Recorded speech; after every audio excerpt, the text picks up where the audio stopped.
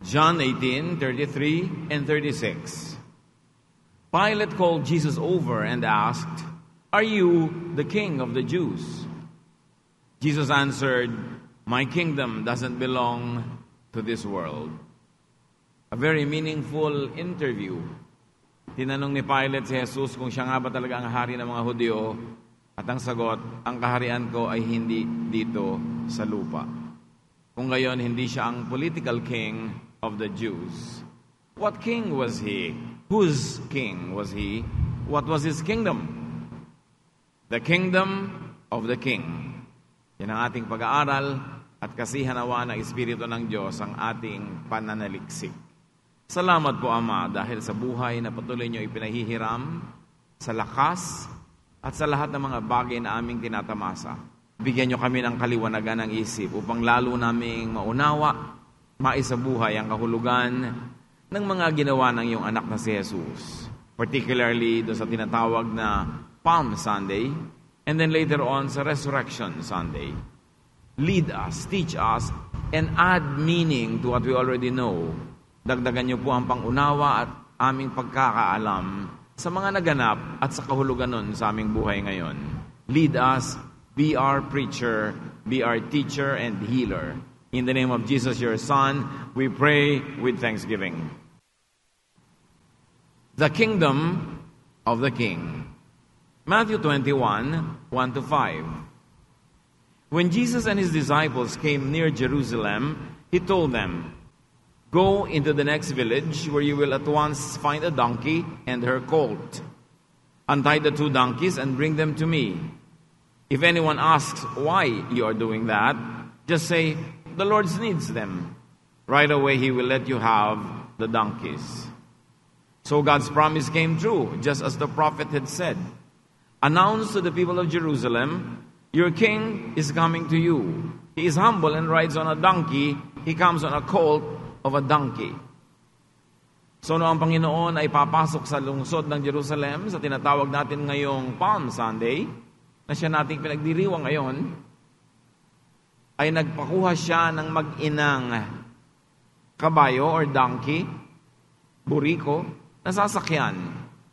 Hindi niya pinaghiwalay ang mag-ina, bagamat isa lang siyempre ang sinakyan niya sa dalawang yon. Sinasabi ng propeta na natupad sa pamamagitan ng ginawa na yun ni Jesus ang prophecy. Matthew 21, 6-11. The disciples left and did what Jesus had told them to do. They brought the donkey and its colt and laid some clothes on their backs. Then Jesus got on. Many people spread clothes on the road, while others put down branches which they had cut from trees. Some people walked ahead of Jesus, of others, and followed behind. They were all shouting, "Hooray for the Son of David! God bless the one who comes in the name of the Lord. Hooray for God in heaven above." When Jesus came to Jerusalem, everyone in that city was excited and asked, "Who can this be?" The crowd answered, "This is Jesus, the prophet from Nazareth in Galilee." So binalabala ng kanyang mga disipulo yung mga hayop, at doon umupo si Jesus at sumakay papasok sa lungsod. At siya naman sinalubong ng maraming mamamayan bilang pagsalubong sa isang hari ng mga dahon ng mga oliba, dahon ng mga palaspas, at mga damit at mga telang kanilang inilatag sa daraanan. Sa Malolos, pagka ganitong Palm Sunday, mayroong kaugalian doon na naglalakad yung mga religious leaders. Ang tinatapakan naman nila mga tapis ng mga kababaihan na nung panahon pa ng ating mga ninuno ay nagsimula na yung tradisyon. Mga tapis naman na nilalatag para lakaran. It has become a cultural claim to that tradition. At sabi nila, yan, ang dumarating na yan ay si Jesus, ang propetang taga Nazareth. And hooray here, sometimes called Hosanna, could be read as save us. Save us. A warm welcome. Ang culture kasi ng mga Hudyo, masyadong nakapremise sa salvation and condemnation. Kaya sa kanila, napakahalaga yung salvation kasi napakadiin sa kanilang kultura yung condemnation and judgment. And here, Matthew connects the event with the old prophecy, Zechariah 9:9. and interprets it as a kingly act of Jesus. Para kay Zechariah, darating ang hari ng Israel, pero ang Zechariah na ito, ang hinihintay niya, Zechariah was waiting for a political Messiah, a political king and Savior. Will Jesus fit this expectation of a political king? Will he lead a political revolt or movement against Rome? Will he set up a political entity, a kingdom? Will his concerns be political and military? Malalaman natin sa mga masusunod na magaganap.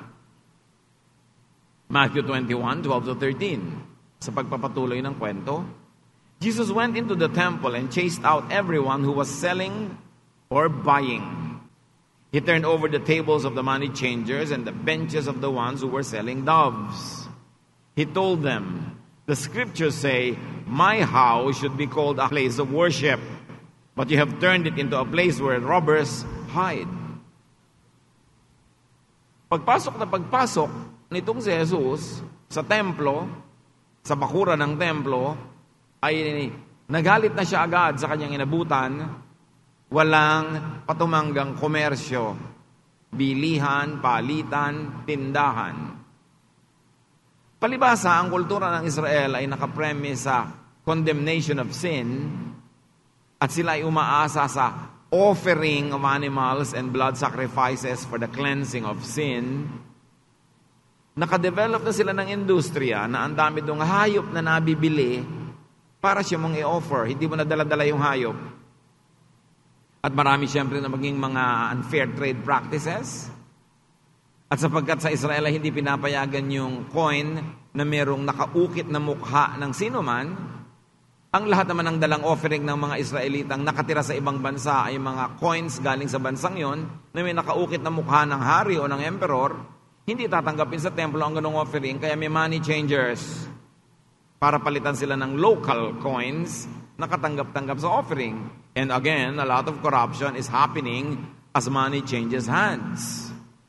May mga money changer, may mga nagbebenta ng mga kalapati, mga hayop, at naging komersyo ang buong worship event. The place of worship became a place of and for sacrifice. Commercialized sacrifice even. We should take note that guilt and sacrifice became the foundation of a worship system and an industry that was born of it. Sapagkat ang laging idinidin ay kasalanan at guilt, lagi mong kailangan mag-offering, kailangan mo ng mga hayop na kakatayin para yung dugo ay mahugasan na yung kasalanan, naging isang malaking industriya, a very corrupting practice that was done only in the temple in Jerusalem, not in other places of worship. You must note, brothers and sisters, that the temple in Jerusalem does not represent all of the Jewish faith systems. Masyado lang nanaig, nakapangyari, yumaman, lumakas ang priesthood in Jerusalem at natabunan yung mga ibang mga quiet na mga ibang worship centers at mga ibang mga worship groups.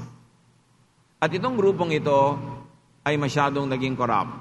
Itong grupong ito ang kinriticize masyado ng Panginoon. At mula sa grupong ito, humiwalay ang maraming Israelita tulad ng mga Essenes that developed their spiritual communities near the Dead Sea where the Dead Sea Scrolls were found. Kaya na-develop ang mga grupo katulad nila John the Baptist or the Baptizer na sila ay nagkikita-kita, nagtitipon-tipon sa mga ilang, sa mga kuweba, sa mga gubat, sa mga disyerto, away from the temple. The temple system in Jerusalem was not the only religious system in Israel at that time. Masyado lang siyang nakapangyari, na centralized, yumaman, akala mo siya na talaga yung the only authority. And with that growth and power and wealth came a lot of corruption. Ito ang tinuligsa at inuna ni Jesus pagpasok niya bilang hari. Nilinis niya ang templo. So yung mga tao na sumalubong sa kanya bilang hari, matutuwa ba sila sa ginawa ni Jesus? Inaasahan nila siguro, siya'y pupunta doon sa taluktok ng templo at magde-declare siya ng isang himagsikan laban sa Roma, magde-declare siya ng isang bagong political system, isang bagong kaharian, because they welcomed him as king. But the people were to be disappointed. Jesus was not going to be a political king. He was not going to start a political movement. He was going to cleanse the worship system of the people. So the people were disappointed. That is why in less than a week, they would want Jesus to be crucified. Tinanggap nila si Jesus bilang hari ng Palm Sunday. By Good Friday, he was already dead. Bumaligtad ang mga tao kasi hindi naman yun ang inaasahan nila yung ginawa ni Jesus. Because the first kingly act of Jesus upon entry into Jerusalem was to cleanse the temple of corrupt commerce. It was hardly political. In effect, setting the people free from the religious, not political, burden. So pinalalaya ni Jesus yung mga tao mula sa mapabigat na relihiyoso, lalo yung walang katapusang bayaran, bilihan, hindi sa mga political oppressors, kundi sa religious oppressors. People had to be saved not only from hell, but from their temple system, which was making their life very hard. Always making them feel guilty to compel them to always make an offering. And the corruption that went with the offering system. So the first kingly act of Jesus was to detoxify worship. Tanggalin ang mga laso ng mga dumi ng religious system to deconstruct a major practice of the temple priesthood. That's why the temple priests wanted him dead.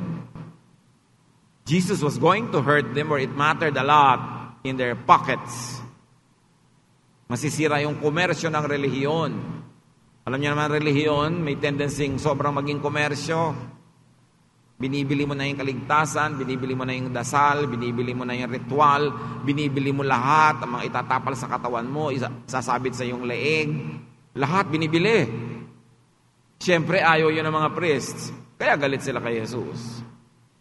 We should note that the Jerusalem or the temple-based worship system had become so corrupted. Hindi ang lahat ng pananampalataya sa Israel ay na-corrupt, pero yung nasa Jerusalem, sobrang corrupted.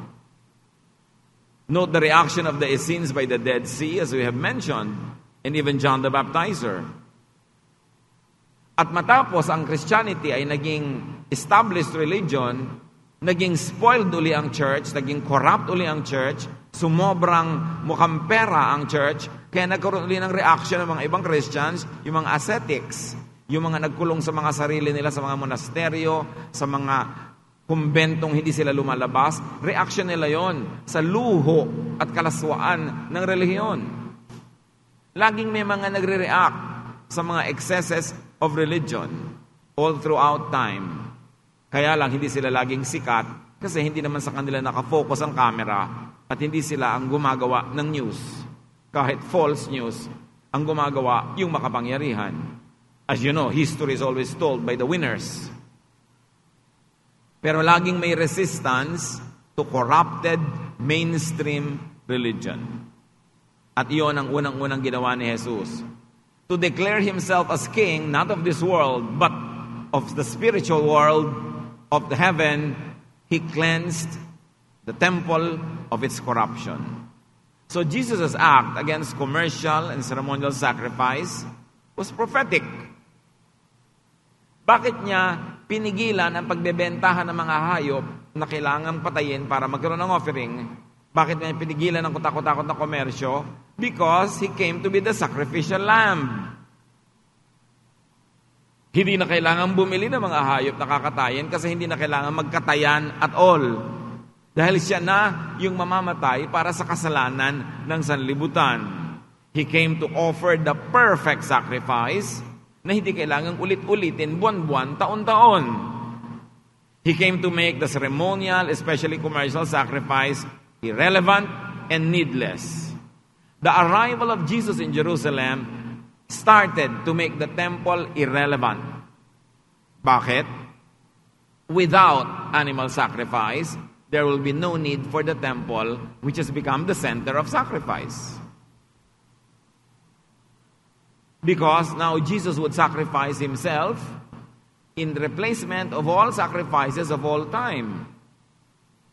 And besides, in spite of the sacrifices, nothing was really achieved in behalf of the supplicant or the people who are making the sacrifice.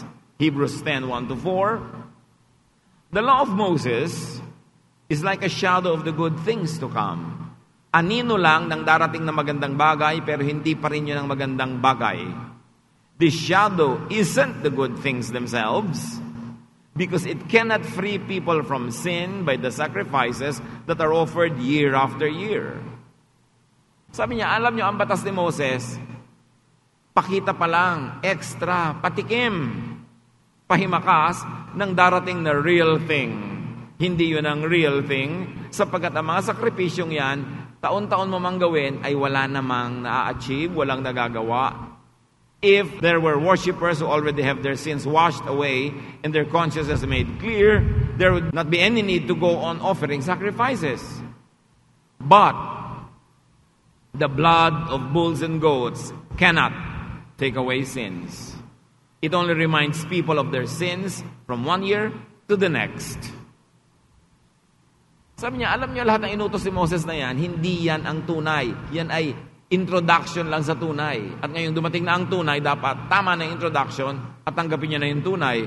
Kahit magpatiwa-tiwari kayo ng ka-o-offer ng mga baka, ng mga hayop, mga kambing, wala kayo na-achieve.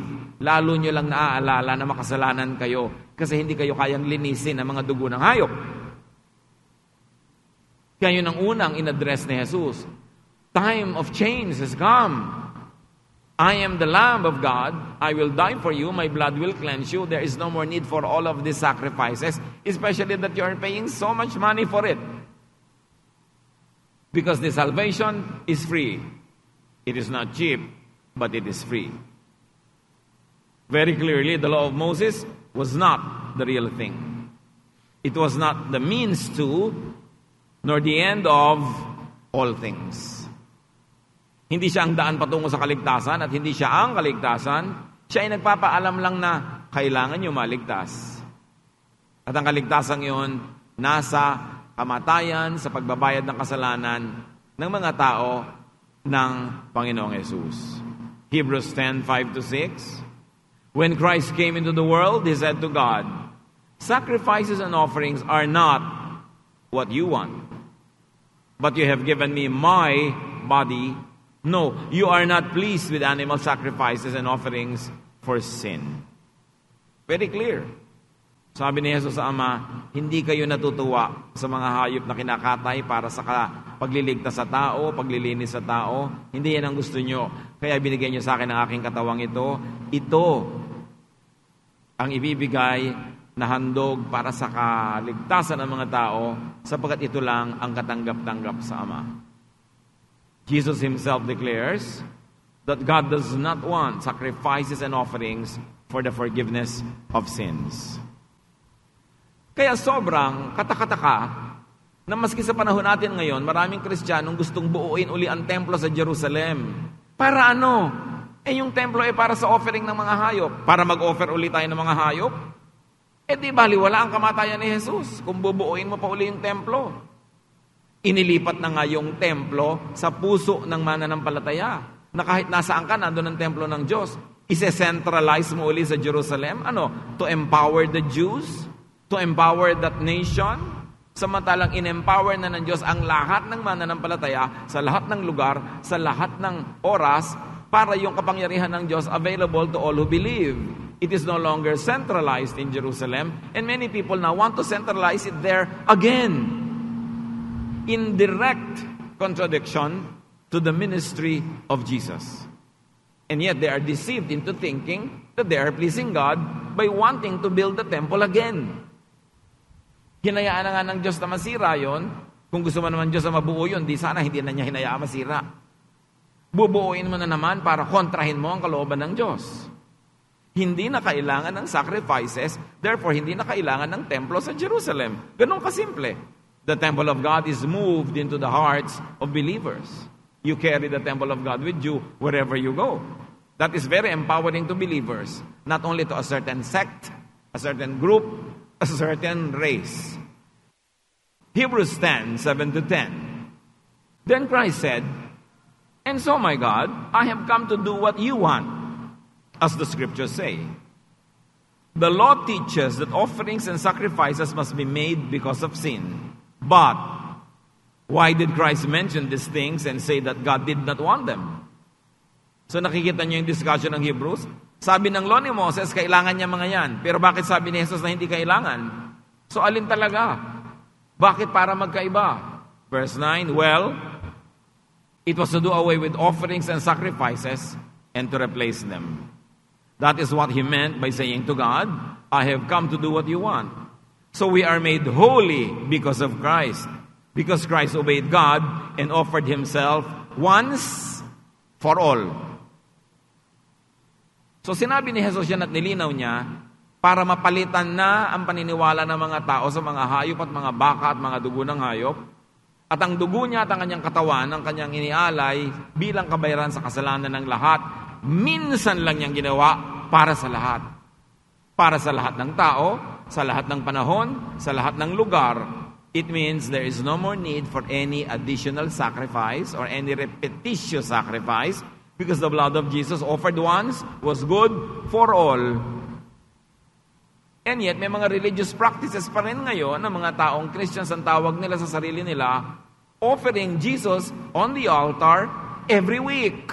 Every time that they have a religious celebration, they are offering Jesus again as a sacrifice for the payment of sin, although they claim it to be a bloodless sacrifice. What's the use of repeating when the death of Jesus was good once for all? Para ulit-ulitin yan, ay parang minabaliwala mo at nililiitan mo ang halaga nung napakahalagang sakripisyo ni Jesus. Minsan lang para sa lahat. Offerings and sacrifices for the forgiveness of sins, according to the law of Moses, was not what God wanted. In other words, hindi naman talaga yon ang kalooban ng Diyos. Bakit nila na-develop yung sobrang tradisyon na yon? Ewan, kaya ipinadala si Jesus para ituwid yon. Para itama. At para tigilan na ang mga sakripisyo. Pero ngayon, ang dami pa rin sakripisyo.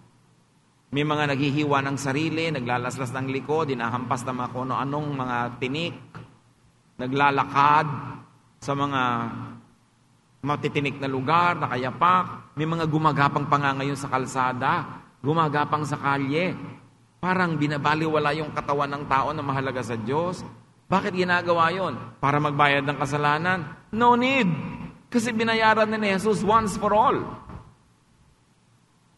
The observance of Lent, the observance of what we call the Holy Week, should be a time of appreciation for what Jesus did, not a time to repeat and copy what He did.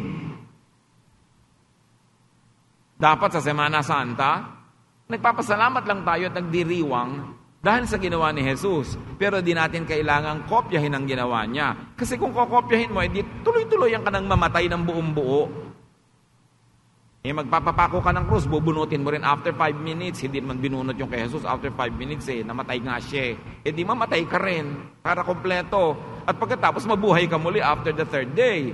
Ngayon, kung hindi mo kayang gawin yon, huwag mo nalang simulan. Magpasalamat ka na lang na ginawa yun ni Jesus para sa'yo. Kaya yung mga iba OA, meron pang mga ibang mga bayan-bayan, lugar-lugar. Ipinagbabawal ng mga religious groups doon, ang mga kasiyahan, ang mga music festival, pagka hindi pa Resurrection Sunday, bawal sa Biyernes Santo, bawal sa Sabado de Gloria, kasi daw, patayan Diyos. Ha? Minsan lang namatay si Jesus, hindi siya namamatay taon-taon. Kaya hindi mo kailangan magluksa kahit Biyernes Santo, hindi mo kailangan magluksa dahil Sabado de Gloria. Lagi kang magdiwang. Pero inaalala mo lang yung nangyari. At ang pag-aalala dapat ay pagpapasalamat, pagdiriwang, hindi pagluluksa. Tapos na ang pagluluksa, pagdiriwang na, kahit pa nga Biyernes Santo.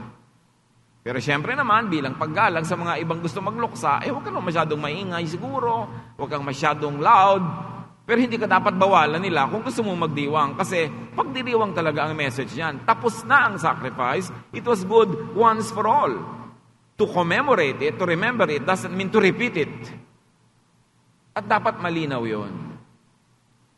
Hindi kailangang ulit-ulitin ang sacrifice. Hebrews 10:11, the priests do their work each day, And they keep on offering sacrifices that cannot take away sins. Yan daw ang ginagawa ng mga priest. They keep repeating the same sacrifice that cannot take away sin. E di sayang, religious sacrifices are for nothing. Tulad din ng maraming tao ngayon, Diyos ko, hindi po ako kakain ng masarap ng 5 Biyernes para dinggin yung aking panalangin. Hindi mo kailangan yung sacrifice na yun kasi mahal ka ng Diyos. Hindi mo kailangan suhulan ng Diyos para pakinggan ng iyong prayer. Pwede kang, Lord, bigyan niyo po ako ng kagalingan sa aking sakit habang nag-e-enjoy ako sa kinakain ko. Hindi masama yun kasi hindi masama ang ugali ng Diyos. Hindi niya sasabing dadasal-dasal ka tapos nag-e-enjoy ka. Dapat nagdusa ka para makinig ako sa dasal mo. Anong klaseng Diyos yun? At yun ang Diyos na ipinapakilala sa atin ng marami. Diyos na malupit, Diyos na kailangan suhulan, Diyos na kailangang magdusa ka bago ka pakinggan. Hindi ka na ng Diyos na ipinakilala ni Jesus. Kaya dapat ang tunay na mananampalataya, lumaya na sa ganitong mga tali, kadena, mga kulungan ng isip. Rejoice, be thankful. At kung gusto mo talagang magsakripisyo para sa kasiyahan ng Diyos, yung pera mo, bawasan mo, ibigay mo sa ibang nangangailangan. Yung masarap mong pagkain, bawasan mo, ibigay mo sa nagugutom. Magpasaya ka sa iba, magpagaling ka ng iba. Yun ang magandang sakripisyo. Mayroong napapala ang iba. Hindi yung sakripisyong nasasaktan lang ang iyong katawan, walang napapala ang iba, at lalong walang napapala ang Diyos. Sacrifice, if what you sacrifice would be useful to others, then that's good. But to hurt yourself only on the premise that God will listen to you better if you are hurting or bleeding, maling-mali naman ang pagkakakilala natin sa Diyos pag ganon. Nakakainisulto para sa Diyos. Hebrews 10:12-14. But Christ offered himself as a sacrifice that is good forever. Now he is sitting at God's right side, and he will stay there until his enemies are put under his power. By his one sacrifice, he has forever set free from sin the people he brings to God. Sa isang pagbabayad ni Jesus, bayad na ang lahat. Lahat ng tao, lahat ng kasalanan, lahat ng panahon. Kaya yung mga taong naniwala na kay Jesus, nagpaligtas na, sasabihin, pag believer na po ako at nagkasala uli ako, babalik ba ako sa hell? Di ba bayad na nga lahat? Alam mo ba ang ibig sabihin ng lahat? Pati yung hindi mo pa nagagawa, bayad na. Hindi ibig sabihin na lisensya mo yun para magwala sa buhay, pero lisensya mo yun para magdiwang, na kung dumarating ang mga panahong ikay naging marupok, nagkamali, nadapa, mahal ka pa rin ang Diyos at ligtas ka pa rin. Christianity is divided between this big issue of losing or eternal salvation. Pero malinaw, bayad na ang lahat. Wala namang nakalagay sa parenthesis na puwera yung gagawin mo matapos kang maniwala kay Jesus. Walang sinabi. At pag sinabing, my peace I give to you, ibig sabihin, ano man ang mangyari, anak ka na ng Diyos, doon ka palang mapapanatag. Pero kung natatanggal yung salvation mo, pag nagkulang ka, hindi ka na naman saved. Paano ka mapapanatag nun? Di, lagi kang worried. Lagi kang takot. Sabi nga ni Jesus, my peace I give to you. Manahimik ka. Ang pag-ibig ko, ang ibinayad ko, sapat sa'yo. Sa lahat. Doon ka matatahimik. At doon mo maibig sabihin, malalaman na ibig sabihin, you are free in Jesus. Free from fear. Free from guilt. Though you don't deserve it, but the blood of Jesus is more than sufficient for you to have it. Jesus earned it for you. That is why you have a Savior. At yun ang dapat malinaw pag tayo nagsiselebrate ng Lenten season. Jesus' one sacrifice is good for all people He brings to God at all times. Hebrews 10:15-17. The Holy Spirit also speaks of this by telling us that the Lord said, when the time comes, I will make an agreement with them. I will write my laws on their minds and hearts. Then I will forget about their sins and no longer remember their evil deeds. Nauunawa ba natin ito? Sabi niya, darating ang panahon, ang batas ay hindi na nakasulat sa bato, sa papel, isusulat ko sa puso nila. Ibig sabihin, naturally, automatically, they will obey it. Pero sabi niya, darating ang panahon na yon. At alam natin hanggang ngayon, hindi pa yung kompleto. Kasi hindi pa natin na-internalize at hindi pa tayo automatic na laging sumusunod. At sabi ni Jesus, pagdating ng panahon na yon, lilimutin ko ang lahat ng kanilang kasalanan. Di ko nagugunitain pa. Di ko na aalalahanin at lalong di ko na isusumbat pa sa kanila ang kanilang mga pagkukulang. Yun ang nakalaan para sa mga believers. While it is not yet fully operational now, rejoice that it will become fully operational and begin to enjoy it now in advance. Dahil yun ang nakatakda sa mga mananampalataya. God's law will be written in the hearts of believers, which means it will be internalized by the believers. It will become their second nature. Hindi mo na kailangang labanan ang sarili mo para sumunod sa batas ng Diyos. Kasi yung batas ng Diyos, yun ang magiging gusto mo talaga, yun ang sarili mo talaga. Therefore, wala nang struggle. God's law will be unlike Moses' law, which was written on stone. Yung law ni Moses nakasulat sa bato, nasa labas mo yun. Hindi ikaw yun, nasa labas yun, pinipilit mo lang sumunod doon. Pero darating ang panahon, babaguhin ang mga mananampalataya na nasa puso na nila yung batas ng Diyos, sila na yon, internal na yon, automatic, hindi na nila i-break. But until the time comes, you depend on God's grace for now. Pero yun ang nakatakda at yun ang magaganap. God will forgive and forget the whole issue of sin. Not only your personal sin, but the whole business of sin will no longer be in our vocabulary. Hindi na yun kasali sa usapan, because we will all live under the grace of God. Hindi tulad ng napakaraming religious activities and teachings ngayon, focused on sin and guilt. And the result, of course, is condemnation. And then you will be moved into making offerings tulad ng tinuligsa ni Jesus doon sa templo. Ezekiel 36:26, I will give you a new heart and put a new spirit in you. I will remove from you your heart of stone and give you a heart of flesh. Manggaganap. Kung tayo man ngayon ay minsan heart of stone, heart of flesh, dahil nandito pa tayo sa flesh, although nasa spirit na rin tayo, darating ang panahong mawawala na yung body. The body will return to the ground, the spirit will return to God, and that's when we have the flesh for the heart. And that is when we will have a new spirit. There will be no more struggle. Until the time happens fully, you enjoy its idea now.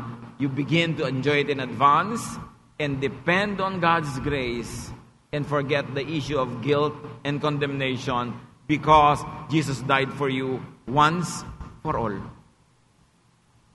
Kaya sinasabing by grace, undeserved. The kingdom of the King will not be the temple in Jerusalem. It will not be Jerusalem. It will not be Israel, but the heart of the believer.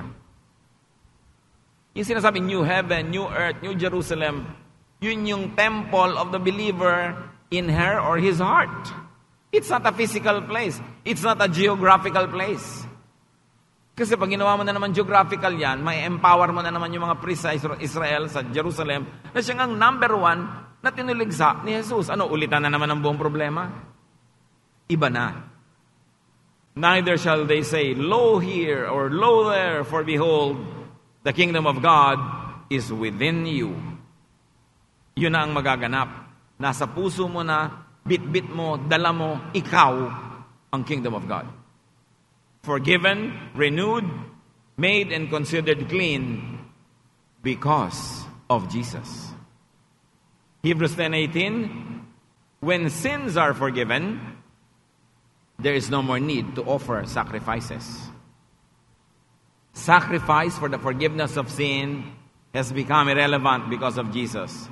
We now sacrifice if the sacrifice has a practical value or a practical result. So nagsasakripisyo kang manahimik kung ang pagdadaldal mo ay makakasakit sa iba. Nagbibigay ka ng offering hindi para bilhin ang iyong kaligtasan, kundi dahil nakakabili ng mga gamit para ituro ang kaligtasan sa iba. Yun ang mga sacrifice na may saysay. Yung nag-sacrifice ka pero may naging bunga sa ikabubuti ng iba. Pero yung sacrifice para lang patawarin ka sa iyong kasalanan, binayaran na yun ni Jesus. Now, back to the story in Matthew. Side comment pa lang yung kanina. Matthew 21:14. Remember, ang storya natin, pumasok siya sa temple, ha? Pinalayas niya yung mga nagkokomersyo, tinaob niya yung mga mesa. Blind and lame people came to Jesus in the temple, and He healed them. The first act of Jesus the King was to clean the temple, to cleanse worship. And act number 2, the next kingly act of Jesus was to heal, to comfort people. Ang ganda ng symbolism. Why? Kasi kahit ilang hayop ang patayin nila doon, hindi naman nako-comfort yung mga tao. Kahit gano'n sila karelihiyoso, yung mga may sakit pa rin. Yung nagdurusa pa rin. Yung mahirap ang loob, nahihirapan pa rin. Wala silang napapala kahit ang dami nilang relihiyon. Kaya matapos nilinis si Jesus ang templo, ginawa niya ang susunod na mahalaga. Parang sinasabi niya, ang totoo niyan, dapat ang nangyayari dito sa templo, healing. Hindi commerce. People should come to God. People should be ministered to by the church. And the effect should be that they are comforted. Gumagaan ang kanilang karamdaman, kung yun man ay physical. Gumagaan ang karamdaman at bigat ng kanilang loob. Nakakahinga sila ng maluwag. Nakakatanggap sila ng pag-ibig, pagmamahal, pagpapahalaga. Yan ang dapat nangyayari sa religion. Hindi ko takot-takot na ritual ng sakripisyo. Ang ending, feeling empty ka pa rin, feeling alone, rejected, and guilty. Matthew 21:15. But the chief priests and the teachers of the law of Moses were angry when they saw his miracles and heard the children shouting praises to the Son of David. Imbes matuwa yung mga priests dahil maraming gumaling, nagalit. Kasi hindi sila yung nagpagaling. Hindi sila ang bida. The Jewish religious leaders were jealous, angry, and they felt threatened. Sabi nila, mahirap ito, ha? Nasasapawan tayo, nadadaig tayo, baka mawalan tayo ng follower, mawalan tayo ng income. Jesus would make them irrelevant. Sila yung political.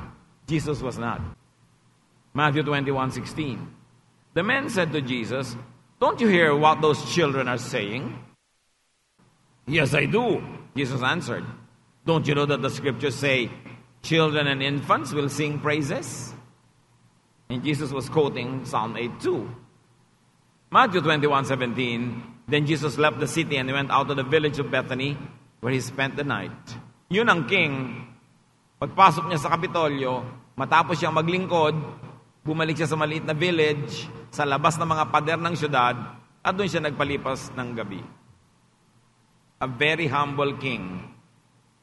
A king that never went to the palace. A king that rode only a very humble animal, not a white warrior horse, as the prophecies of Israel would wait for. Because ibang klaseng king pala ang darating. Hindi yun ang ine-expect nila. Kaya pinatay nila within the week. John 18:33 and 36, sinimulan nating verse. Pilate called Jesus over and asked, "Are you the king of the Jews?" Jesus answered, "My kingdom doesn't belong to this world. If it did, my followers would have fought to keep me from being handed over to the Jewish leaders. No, my kingdom doesn't belong to this world." Sabi niya, kung ako magiging hari lang dito sa mundo, dapat ipinaglaban ako ng mga followers ko para huwag maaresto. In fact, nung si Jesus ay nakapako sa krus, legions of angels were on call, awaiting an instruction if he would like to be saved from the cross. But Jesus did not ask for it. In other words, hindi naman talaga military ang kanyang takeover. Jesus is king, but a humble and a caring one, not a political one. Jesus was a king of love. The kingdom of God, the kingdom of Jesus is not of this world. But you know, soon, Christianity was corrupted to become very worldly. And Christianity, as you know in history, became a political, economic, and military juggernaut. Nakikialam sa mga gobyerno, nagpapabagsak ng mga gobyerno, nangihimasok, nagahari sa mga tao, up to now in some places on the planet. A huge, powerful, and overwhelming force and institution, yun ang juggernaut na nangyari sa Christianity. Up to now, Many acts of the so-called churches of Christ are so priestly, like in Jerusalem, so Pharisaic, like in Jerusalem, and so political, like in Jerusalem. Some things never change. Dapat ang mga mulat, matatalino, nag-iisip na Kristiyano, ang bumago sa ganung paraan. Hindi si Jesus pumunta sa lupa para magtayo ng organisasyon na makikialam sa mga pamahalaan, magpapaandar ng mga bansa at mga imperyo. Ito ay dapat isang kilusan ng mga espiritual na maglilinis sa pananampalataya at magpapaginhawa sa pagdurusa ng mga tao. Yun ang ministry ni Jesus. The kingdom of God, of Jesus, is not organizational. Wala naman tinayo si Jesus na organisasyon. It was not political and definitely not militant. John 18:36, Jesus said, "My kingdom is not of this world. If I were, my servants would fight to prevent my arrest by the Jewish leaders. But now my kingdom is from another place." So the kingdom of Jesus is not in agreement with the Jerusalem temple practice and leadership. Very clear yun. Tapos yung temple na yun, ang gustong i-restore ngayon ng maraming nabubulagang Kristiyano. They romanticize Israel too much. They romanticize Jerusalem too much. It was the very temple that Jesus cleansed because it was corrupt. Beware of any impulse or teaching that advocates for the revival of Christianity or Judaism as political or military force. Beware of seductions. Umiwas sa mga panunukso, mga mapanuksong mga guni-guni para ang Kristyanismo o Judaism ay gawing political force. The kingdom of God, of Jesus, is about healing the sick. You want to expand God's kingdom? Heal the sick. With or without doctrine, you heal the sick. That is pure doctrine. Heal those who are physically and emotionally sick. That is pure religion. The kingdom of Jesus is about comforting suffering people. That is missions. Hindi lang religious conversion, mapasunod mo sa iyong sekta, maging member na yung church. Truest mission is to comfort people. That was the ministry of Jesus. It's about accepting the rejects of society. When you accept the rejects of society, you are doing the work of Jesus, minus the religious label. The kingdom of Jesus is about ending the oppressive religious system of sacrifices and of offerings spurred by guilt and condemnation. Huwag lagi nagpapagilty sa tao. Ang ituro mo sa kanya, freedom and liberation through the forgiveness of God. Hindi yung fear, always fear of God, but love of God. Mahalaga na ipapakilala natin yun. Lagi na lang tayong natatakot na makondemn, maparusahan. Romans 8:1-2. Therefore, there is now no condemnation for those who are in Christ Jesus. Because through Christ Jesus, the law of the Spirit who gives life has set you free from the law of sin and death. Wala na daw na panghuhusga, pagkukondena sa mga anak ng Diyos sa pamamagitan ni Jesus. Dahil sa pamamagitan niya, kayo'y pinalaya niya mula sa batas ng kasalanan at kamatayan. Hindi na kayo naaabot noon. You are above and beyond the reach of the law because the love of God has flown you high above this storm.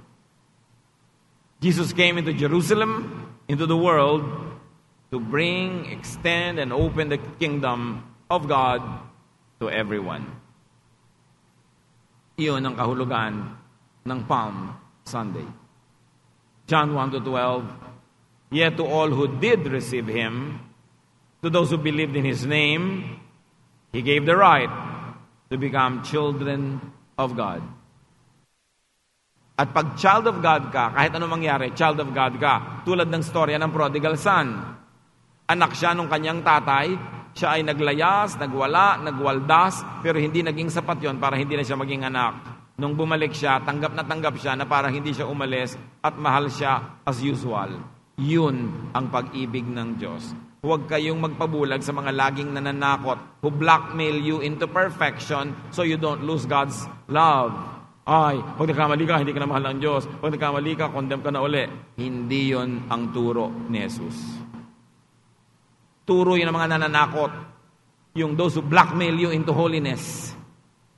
Dapat, you are being holy, you are being perfect, being made perfect because you love God. But in times that you fail, you know that the love of God sustains you at mahal ka pa rin. At yun dapat ang mensahe natin sa ating sarili at sa ating kapwa. Matthew 11, 2-6. John the Baptizer was in prison when he heard what Christ was doing. So John sent some of his followers to ask Jesus, "Are you the one we should be looking for, or must we wait for someone else?" Jesus answered, "Go and tell John what you have heard and seen. The blind are now able to see, the lame can walk, people with leprosy are being healed, and the deaf can hear. The dead are raised to life, and the poor are hearing the good news. God will bless everyone who doesn't reject me because of what I do."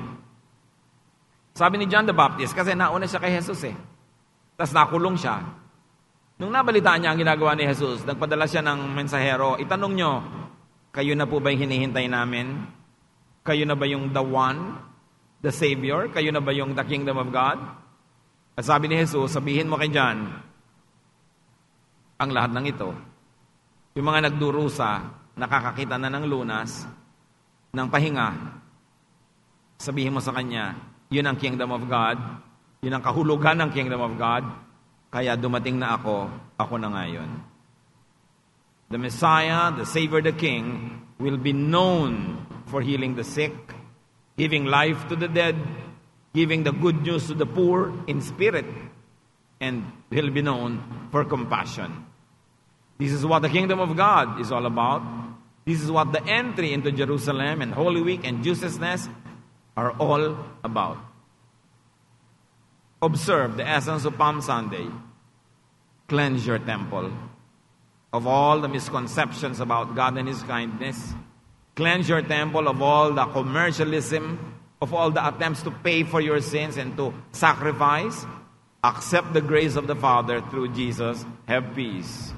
That is the message of Palm Sunday. Extend the kingdom of God, of Jesus, to others and to yourself. Maging mabait tayo sa ating mga sarili at sa ating kapwa dahil mabait sa atin ang Diyos. Purify religion and religiosity of commercial, political, militant, condemning and guilt-inducing agenda. Tigilan na natin ang pananakot sa isa't isa, pagbabanta sa isa't isa, mabuhay tayong may kapayapaan, katahimikan, dahil mahal tayo ng Diyos. Yun ang mensahe ng Holy Week. Dear God, we thank you sa pagmamahal niyo sa amin. Turuan niyo mo kami, Lord, na huwag magdrama tungkol sa Holy Week, maglungkot-lungkutan, magluksa-luksaan, kundi ipagdiwang namin ang kahulugan nito, na bagamat nahirapan ng iyong anak na si Jesus, siya'y namatay, sumandali, pero tapos na yon. Ang dapat naming atupagin ngayon ay magpasalamat, mabuhay na may kapayapaan, at i-extend sa ibang tao ang kapayapaan na ito ng pagliligtas, pagpapatawad, at pagtanggap ninyo na walang patakaran.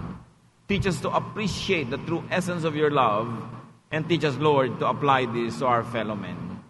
Pagbulay-bulayan natin ito kung paano ipamumuhay araw-araw, especially in the observance of Holy Week.